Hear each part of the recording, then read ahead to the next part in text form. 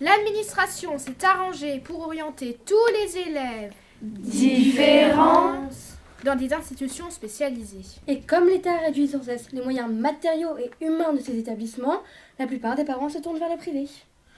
Ce que sa mère n'a ni l'envie, ni le moyen de faire. Et moi, je voulais rester avec mes copains. Alors depuis, il est le seul grain de sable dans les rouages de ce collège. Il est Intégré. Lutter pour s'intégrer parce que l'on est différent.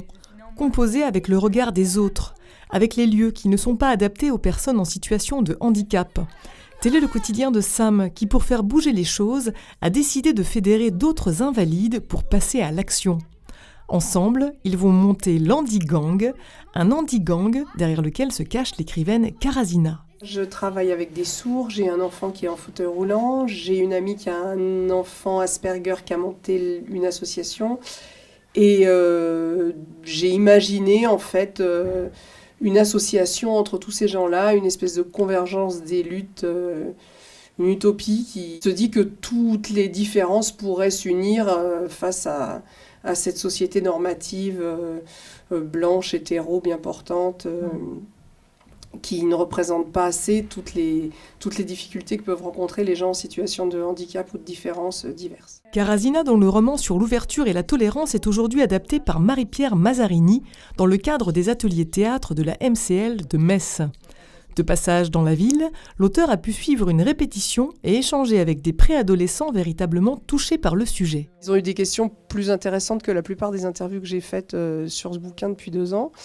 Et où vraiment on sent qu'ils se mettent à la place des personnages, qu'ils essayent de bien comprendre ce qu'ils doivent vivre au quotidien. Enfin, j'ai trouvé que c'était super intéressant. Ils ont été très engagés dans ce travail. Ils ont bossé leur texte, ça a été évident tout de suite, mais après, à amener du matériel, à amener des béquilles, à parler, à débattre. C'est un réel bonheur quand le théâtre est un moyen de prise de conscience, d'engagement. Car le théâtre peut bel et bien changer les choses, et les comédiens en herbe l'ont vraiment compris. On attire beaucoup de pitié par rapport aux handicapés et je pense qu'on devrait plutôt militer pour eux et ressentir ce qu'ils ressentent tout en donnant de l'importance à leur cause et arrêter de ressentir la pitié. J'aimerais bien que les gens, en voyant cette pièce, changent leur regard envers les personnes handicapées. On peut comprendre la différence de personnes qui fonctionnent autrement que nous et qu'il ne faut pas trouver ça bizarre, il ne faut pas s'en moquer, mais ces personnes, il faut les aider, il faut essayer de les comprendre. Rien de tel pour cela que d'y mettre du cœur et de l'humour aussi, ce dont ne manque pas Handigang, une œuvre comme une invitation réjouissante à changer le regard sur le handicap et les différences.